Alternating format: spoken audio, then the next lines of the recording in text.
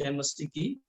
मैं प्रभु का धन्यवाद करता हूँ। प्रभु ने मुझे ये मौका दिया कि एक बार फिर से इस प्रकार प्रभु के वचन में से सुनाने के लिए मेरी प्रभु ने मदद और सहायता की है। साथ साथ मैं अपनी कलीसिया का और इस जूम मीटिंग के आयोजनकर्ता का धन्यवाद करता हूँ, जिन्होंने मुझे ये मौका दिया कि मैं इस प्रकार एक बार फिर से प्रभु के वचन में से सुना सकूं। हम लोग आज क्योंकि मैं अपने घर पे तो नहीं हूँ, लेकिन मैं बाहर हूँ, और आज मैं जब अपनी कलीसिया के अंदर, अपनी मातृ कलीसिया के अंदर जब था, तो मैं एक वचन को मैं उनके बीच में सुना रहा था।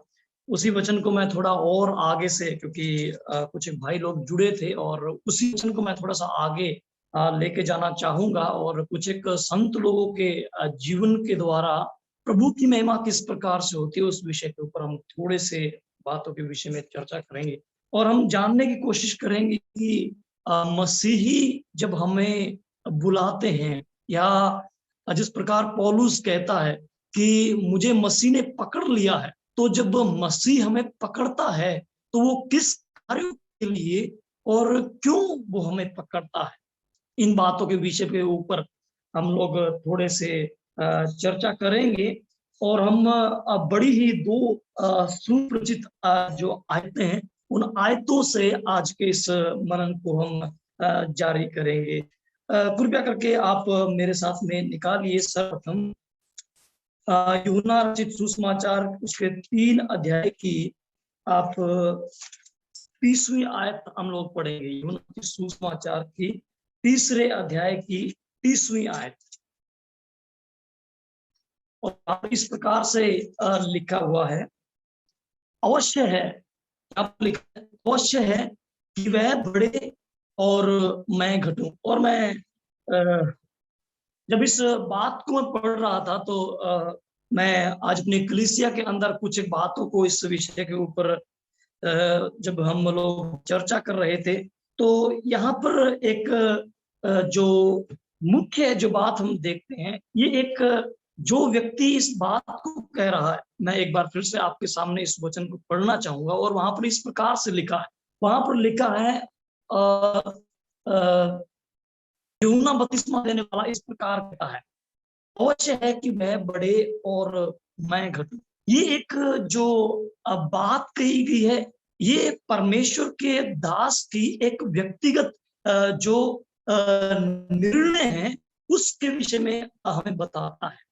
उसका निर्णय परमेश्वर के प्रति क्या है, हम उसके मन के भाव को यहाँ पर प्रकट होते हुए हम लोग देखते हैं। और यहाँ पर जो यूहन्ना बपतिस्मा देने वाला है, इस प्रकार कहता है, घटना मैं जब बता रहा था तो घटना आप सभी जानते हैं कि क्यों इस बात को जो यूहन्ना बपतिस्मा देने वाला कहता है, क्योंकि जिस वक्त एक अच्छी पोजीशन के अंदर सब लोग जब यूहन्ना बपतिस्मा देने वाले के पास में उस अपने मन फिराव के जब बपतिस्मे को लेने के लिए आ रहे थे, तो सारा जो देश था वो यूहन्ना बपतिस्मा देने वाले के पास में आ रहा था। लेकिन एक समय ऐसा आता है जब प्रभु यीशु मसीह का क्या होता है, प्रभु यीशु मसीह की एंट्री होती है, और वो इस बात को जो यूहन्ना बपतिस्मा देने वाला इस बात को स्पष्ट रूप से बता देता है। हम यहाँ पर देखते हैं कि जो यूहन्ना बपतिस्मा देने वाला था, वो प्रभु यीशु मसीह के सामने या उसका फोररनर था, वो उसके पहले आने वाला था, जो परमेश्वर ने उसके लिए ठहराया था। वो एक भविष्यवक्ता था।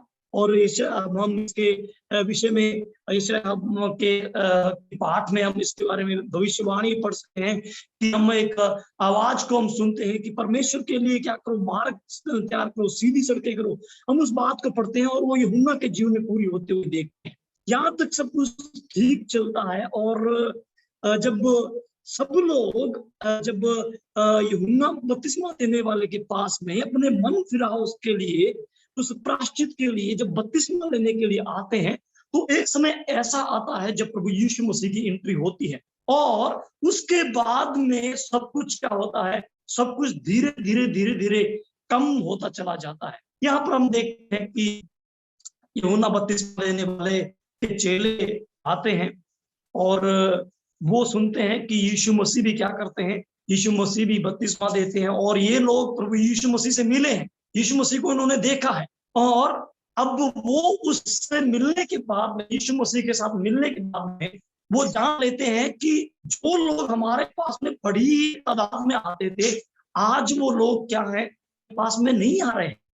हमारे पास से लोग चले जा रहे हैं, हमारे पास में लोगों की कम संख्या है। और इसी बात की एक शिकायत लेकर कौन आते हैं, इसी बात की शिकायत लेकर यहाँ पर यूहन्ना बपतिस्मा देने वाले के चेले यूहन्ना के पास में आते हैं और कहते हैं कि जो व्यक्ति, जो मनुष्य, हम यदि आगे पढ़े, हम 26 में पढ़े तो वहां इस प्रकार से लिखा है, और उन्होंने यूहन्ना के पास आकर उनसे कहा, हे रब्बी, जो व्यक्ति यरदन के पार तेरे पास साथ था, जिसको तूने गवाही दी है, देख वह बपतिस्मा देता है और सब उसके पास आते हैं। तो वो नहीं चाहते कि सब उसके पास में आए, लेकिन अब यहाँ पर जो एक सेवा का भाव और जो मन का जो उसका बोझ जो है, या जो व्यक्तिगत उसका जो एक निर्णय परमेश्वर के कार्य के लिए है, वो यहाँ पर इसका प्रगटीकरण करता है। यहाँ पर हम जब इस बात को देखते हैं तो हम एक बड़ी स्पष्ट बात को जान लेते हैं। यहाँ पर यूहन्ना बपतिस्मा देने वाला इस प्रकार से कहता है, और मैं इस प्रकार से इसको समझता हूँ। यहाँ पर कहा गया है, तो यूहन्ना ने उत्तर दिया, जब तक मनुष्य को स्वर्ग से न दिया जाए तब तक वह कुछ नहीं पा सकता। तुम तो आप ही मेरे गवाह हो कि मैंने कहा, मैं मसीह नहीं परंतु उसके आगे भेजा गया हूँ। जिसकी दुल्हन है वही दूल्हा है, परंतु दूल्हे का मित्र जो खड़ा हुआ उसकी सुनता है, दूल्हे के शब्द से बहुत हर्षित होता है, वह मेरा हर्ष पूरा हुआ है। अब यहाँ पर जो बात बताई गई है, यहाँ पर वो स्पष्ट रूप से बता देते हैं। क्या बताते हैं?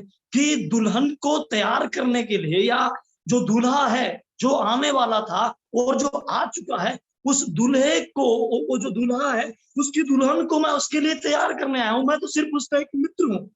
तो इस बात को वो यहाँ पर चेलों के सम्मुख क्या करते हैं, प्रगटीकरण कर देते हैं और कहते हैं कि मैं मसीह नहीं हूं, जो मैं तो सिर्फ उसके सामने एक आने वाला क्या हूं, एक उसके सामने कार्य को तैयार करने वाला एक क्या हूं, उसका एक जो भेजा गया है, वो इस बात को वो यहाँ पर कहता है। और वो कहता है कि अब मुझे हर्ष है और आनंद मुझे है, क्या है, कि अब जो लोग हैं, जिस मसीह के लिए मैं मार्ग तैयार कर रहा था, उस मसीह के पास में वो जा रहे हैं, इसलिए मेरा हर्ष जो क्या है, पूरा हुआ है। इसलिए अब क्या आवश्यक है, इसलिए अब जरूरी है कि जो लोग मेरे पास में आते थे, वो चाहे मेरे पास में नहीं आए, लेकिन उस दुल्हे के पास में जिसकी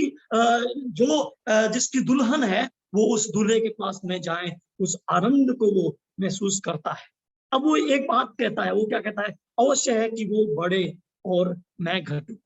मुझे कोई प्रसिद्धि नहीं चाहिए, मुझे कोई ख्याति नहीं चाहिए। मैं नहीं चाहता कि लोग मेरे पास में आके उस मन फिराव के बपतिस्मे को ले, परंतु मैं ये चाहता हूँ, शायद इसके मन के भाव ये है कि वो यीशु मसीह के पास में जाकर अपने पापों की क्षमा लेकर और उसके साथ में वो परमेश्वर को जान सके। इस बात को शायद जो यूहन्ना बपतिस्मा देने वाले हैं, वो इस बात को बताते हैं। ये एक व्यक्तिगत एक संबंध जो यूहन्ना बपतिस्मा देने वाले यहाँ पर जो अपने चेलों को यहाँ पर बताते हैं। वो कहते हैं कोई बात नहीं है, यदि वो परमेश्वर यदि बढ़ता है तो उसे बढ़ने दो, हमारे पास में कम है तो कम आने दो, क्योंकि यही है जो परमेश्वर का पुत्र है। इस बात को वो यहाँ पर बताते हैं। फिर हम एक बात को यहाँ पर पढ़ते हैं कि जो इनका जो जीने का जो मकसद है, वो क्या है, वो जीने का मकसद है कि इस जीवन के द्वारा वो परमेश्वर ही बढ़ोती मेरे से पाता चला जाए, वो मेरे से महिमा लेता चला जाए। मैं दिन पर दिन चाहे घटता चला जाऊं, मैं चाहे खत्म होता चला जाऊं, वो क्या है, वो चाहता है कि परमेश्वर को क्या मिले, महिमा मिले। ये एक भविष्यवक्ता था, परमेश्वर ने इसे उस मार्ग को तैयार करने के लिए प्रभु यीशु मसीह के प्रभु यीशु मसीह के मार्ग को तैयार करने के लिए भेजा था। अपने कार्य को पूरा करता है और इसके कार्य से ये अति प्रसन्न भी होता है। हम इसके जीवन के संदर्भ में देखें प्रियो, तो जीवन इसका कोई बड़ा नहीं है। करीबन 30-31 साल अपने जीवन को जीने के बाद में वो इस दुनिया से या उसको उसका जो सरकलम कर दिया जाता है। हम इस सुसमाचारों में इसका विवरण पढ़ते हैं, लेकिन उसका आनंद वो पूरा हुआ है कि मसीह की महिमा उसके जीवन के द्वारा हुई है। फिर हम एक ऐसे व्यक्ति के बारे में पढ़ते हैं। मैं आज तीसरा कैरेक्टर भी आपके सामने एक लेके आऊंगा, लेकिन इन लोगों के बाद में हम एक और व्यक्ति के बारे में पढ़ते हैं जो पौलुस प्रेरित है। आप जल्दी से निकालेंगे और वहां पर उसका भी जो व्यक्तिगत निर्णय है वो क्या है। पौलुस इस बात को कहता है, आप जल्दी से निकालिए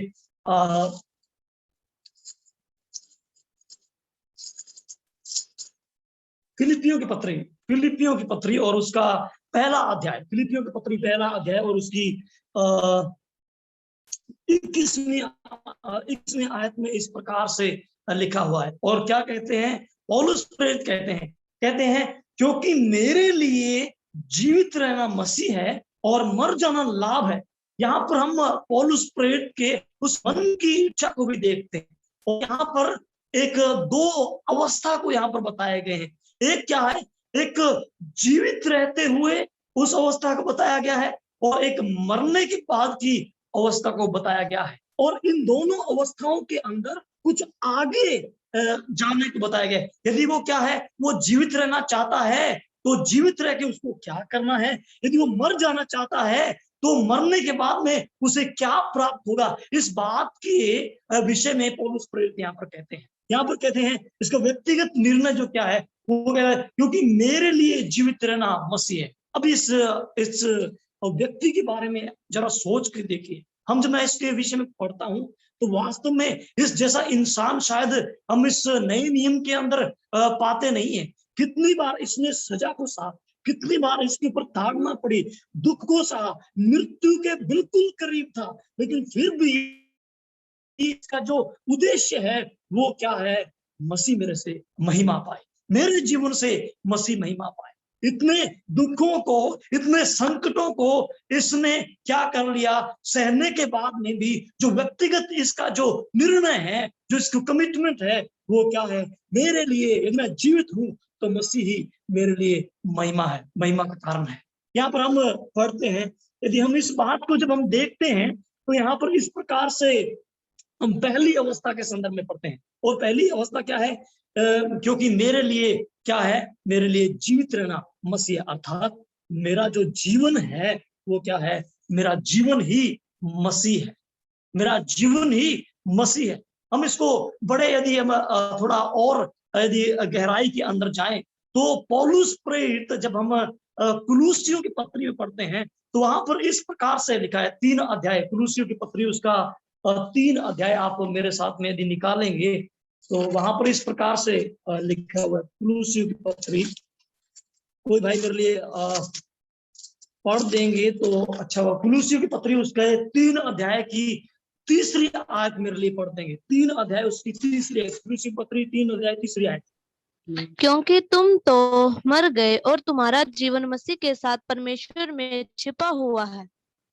हाँ, यहाँ पर क्या है, क्योंकि तुम तो मर गए और तुम्हारा जीवन मसीह के साथ में छिपा हुआ है। उस मरी हुई क्या थे, अब जो हम लोग हैं मसीह में हैं वो एक अवस्था में है। कौन सी अवस्था में, हम लोग पहले एक मरी अवस्था में थे, लेकिन अब इस जीवित रहते हुए हम लोग मरे हुए हैं, लेकिन इस मरण अवस्था के अंदर भी क्या है, हमारे अंदर मसीह ही क्या है, वो जीवित है, वो छिपा हुआ है। आगे चौथी आयत में इस प्रकार से लिखा है, क्या लिखा है, लिखा है जब मसीह जो हमारा जीवन है, जब मसीह जो हमारा जीवन, अर्थात अब जो मसीह हमारा जीवन है, क्या करना है, उस जीवन के द्वारा हमें परमेश्वर को प्रकट करना है। अर्थात एक ऐसा जीवन जीना जिसके द्वारा जो भी आप करते हैं, जहां पर भी रहते हैं, जैसे जीवन को जीते हैं, आपका जीवन का मकसद क्या होना चाहिए, प्रभु यीशु मसीह आपके जीवन से प्रकट होना चाहिए। एक आयत और पढ़िए, गलातियों की पत्री 2 अध्याय, गलातियों की पत्री उसका 2 अध्याय आप यदि पढ़ेंगे तो वहां पर इसका स्पष्टीकरण हम लोग देखते हैं। गलातियों की पत्री 2 अध्याय और उसकी 20 आयत आप पढ़ दीजिए। गलातियों की पत्री 2 अध्याय 20 आयत। यहाँ पर इस प्रकार से लिखा है, मैं मसीह के साथ क्रूस पर चढ़ गया हूँ। अब मैं जीवित न रहा, पर मसीह मुझ में जीवित है, और मैं शरीर में अब जो जीवित हूँ तो केवल उस विश्वास से जीवित हूँ जो परमेश्वर के पुत्र पर है, जिसने मुझसे प्रेम किया और मेरे लिए अपने आप को दे दिया। प्रभु आपको आशीष दे। बहन, यहाँ पर जो बात लिखी है, पौलुस प्रेरित क्या कहता है? पौलुस प्रेरित कहता है मैं मसीह के साथ में क्रूस पर चढ़ाया गया हूं। क्या वो क्रूस के ऊपर मर गया या वो उस मृत्यु को पा लिया? नहीं, लेकिन वो उस संसारिक बातों से वो बिल्कुल मर चुके हैं। लेकिन अब वो क्या कहते हैं? मैं क्रूस के ऊपर परमेश्वर के, मैं मसीह के साथ क्रूस पर चढ़ाया गया हूं। अब मैं जीवित नहीं रहा, लेकिन क्या है, अब मैं जीवित नहीं रहा, पर मसीह मुझ में जीवित है। मसीह मुझ में जीवित है और मैं शरीर में अब जो जीवित हूं तो केवल उस विश्वास से जीवित हूं जो परमेश्वर के पुत्र पर है। मसीह में वो जीवित है। वो यदि वो जीवित है तो वो परमेश्वर को अपने जीवन के द्वारा वो क्या करना चाहता है? वो प्रकट करना चाहता है। मसीह में जो कुछ वो है वो आज मसीह के अंदर ही वो करने पाते हैं। यदि मसीह हम में है तो हम क्या कुछ भी करें, मसीह को हमारे जीवन से हमें प्रकट करना है। फिर हम दूसरी बात को पढ़ते हैं, हम दूसरी अवस्था के तरफ आएंगे और वहां पर इस प्रकार से लिखा हुआ है। क्या दूसरी अवस्था में लिखा हुआ है? दूसरी अवस्था है मरना लाभ है। मेरे लिए मरना लाभ है। पहला बात कहता है यदि मैं मसीह में जीवित हूं तो क्या है? मेरे लिए जीवन और जीवित रहना मसीह में है। फिर वो बात कहता है यदि मरू हूं तो क्या है? मेरे लिए क्या लाभ है? अब उस दूसरी अवस्था को बताया गया है और वो दूसरी अवस्था ये है, इस यदि मैं मर भी जाता हूं तो मैं परमेश्वर के सम्मुख क्या हो जाऊंगा? मैं प्रकट हो जाऊंगा। मैं परमेश्वर के सामने, जिस परमेश्वर ने क्या किया है, मुझे छुड़ाया है, मैं उस परमेश्वर के सम्मुख सदा सदा के लिए चला जाऊंगा। एक धन्य अवस्था के अंदर चला जाऊंगा। इस हीन दीन दशा से निकलकर एक धन्य अवस्था के अंदर जाने की एक अवस्था को पौलुस प्रेरित बताते हैं। लेकिन इन दोनों अवस्था में से वो पौलुस प्रेरित किसको चुनना चाहता है? दोनों ही भली है। दोनों बात को, इस बात को कहता है कि यदि मैं मरता हूं तो ये भला है, लेकिन यदि मैं जीवित रहता हूं तो वो क्या है? यदि मैं जीवित रहता हूं तो मैं प्रभु की महिमा करना चाहता हूं। कहां से? अभी निकालिए, कुलुसियों की पत्री दोबारा से निकालें, फिलिपियों की पत्री उसका आप निकालिए पहला अध्याय और उसकी 23 आयत से हम लोग इस प्रकार से पढ़ते हैं, क्योंकि मैं दोनों के बीच अधर में लटका हूं।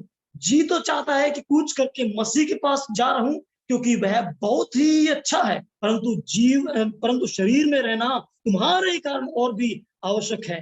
इसके कारण, तुम्हारे कारण, किन लोगों को? जो मसीह में हैं, जो कमजोर हैं, उन लोगों की बढ़ोतरी के लिए पौलुस प्रेरित कहता है, क्या कहता है? कि तुम लोगों की बढ़ोतरी के लिए, तुम लोगों के विश्वास के उत्थान के लिए, मेरे लिए इस पृथ्वी पर, इस शरीर के अंदर रहना बहुत आवश्यक है। इसलिए पौलुस प्रेरित की यही इच्छा है, यदि कुछ भी मेरे साथ में घटित होता है तो वो ये है कि किस भी परिस्थिति के अंदर हूं, मैं परमेश्वर की महिमा को मैं अपने जीवन के द्वारा करने पाऊं। इस बात को पौलुस प्रेरित अपने जीवन के द्वारा प्रकट करना चाहते हैं। मकसद क्या है? परमेश्वर के जन अपने जीवन के द्वारा परमेश्वर की क्या करे? महिमा करे। हम दो इन जनों के विषय में पढ़ते हैं। हम यदि एक प्रॉफिट के संदर्भ में पढ़े, यदि हम एक भविष्यवक्ता के संदर्भ में पढ़े, तो हम एक ऐसे भविष्यवक्ता के संदर्भ में पढ़ते हैं जो परमेश्वर के द्वारा बुलाया गया है, लेकिन उसका मन संसार की बातों की तरफ है, दूसरे लोगों की तरफ है। एक आयत आप पढ़िए मेरे साथ में जल्दी से, आप निकालिए गिनती की आप मेरे साथ में निकालिए गिनती की पत्री उसका 22वां अध्याय। आप जल्दी से कोई भी भाई निकालेंगे, गिनती की पत्री उसका 22वां अध्याय, और आप 15 आयत से लेकर यदि आप 17 आयत तक पढ़ेंगे तो वहां पर एक बात, ये जो बिलाम के संदर्भ में लिखा हुआ है। क्या लिखा हुआ है? इस पर बालाक ने फिर और हाकिम भेजे जो पहलों से प्रतिष्ठित और गिनती में अधिक थे। उन्होंने बिलाम के पास आकर कहा, सिपोर का पुत्र बालाक यूं कहता है, मेरे पास आने से किसी कारण मना मत कर, क्योंकि मैं निश्चय तेरी बड़ी प्रतिष्ठा करूंगा और जो कुछ तू मुझसे कहे वही मैं करूंगा। इसलिए आ और उन लोगों को मेरे निमित्त क्या कर, तू उन्हें शाप दे। हम इन लोगों के हम बालाम के संदर्भ में पढ़ते हैं। ये परमेश्वर का एक जन्म है। ये परमेश्वर की बातों को सुनकर लोगों के ऊपर क्या करता है, उनको प्रकट करता है कि परमेश्वर तुम लोगों से क्या चाहता है। अब ये व्यक्ति, इस व्यक्ति के पास में क्या कहते हैं, संसार का एक राजा, संसारिक राजा एक इसके पास में आकर कहता है कि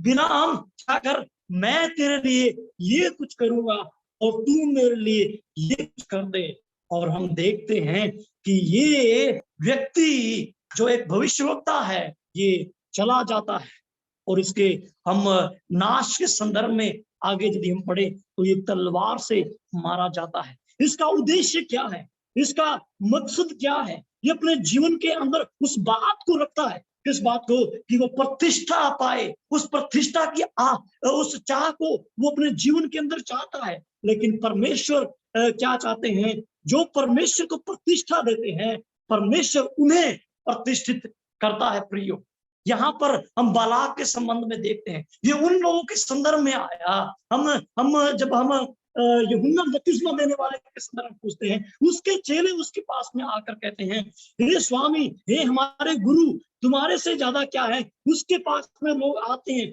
वो प्रतिष्ठित होता चला जा रहा है, आप बिल्कुल नीचे हो रहे हैं, आपके पास में कोई नहीं आ रहा है। लेकिन वो चाहता है वो बढ़े मैं घटूं, वो बढ़े मैं घटूं। यहाँ पर हम एक ऐसे व्यक्ति के बारे में पढ़ते हैं जो चाहता है, प्रतिष्ठा चाहता है। हाँ, मैं परमेश्वर से पूछूंगा कि मैं क्या करूं, मैं तेरे साथ में चलूं। उस प्रतिष्ठा को अपने जीवन में पाना चाहता है। प्रियो, हमारा जीना मसीह के लिए, एक जो जीवन हमें दिया है, ये हम सबको परमेश्वर ने इसलिए दिया है कि हम इस अवस्था में, शरीर में रहते हुए, हमारे परमेश्वर ने जो हमें इस मरणहार अवस्था से तो जीवित अवस्था के अंदर लेके आए हैं, जीवित रहते हुए उस परमेश्वर को अपने जीवन के द्वारा प्रकट करें। प्रभु मदद करे, प्रभु सहायता करे, क्योंकि प्रभु परमेश्वर हमसे यही चाहता है। परमेश्वर मदद करे, परमेश्वर सहायता करे। ये जीवन जो छोटा है, ये उसको प्रतिष्ठित करे, ना कि हम अपने जीवन के द्वारा, किसी और कामों के द्वारा अपने आप को प्रतिष्ठित करें। परमेश्वर के नाम की महिमा और स्तुति हो। सबको जय मसीह।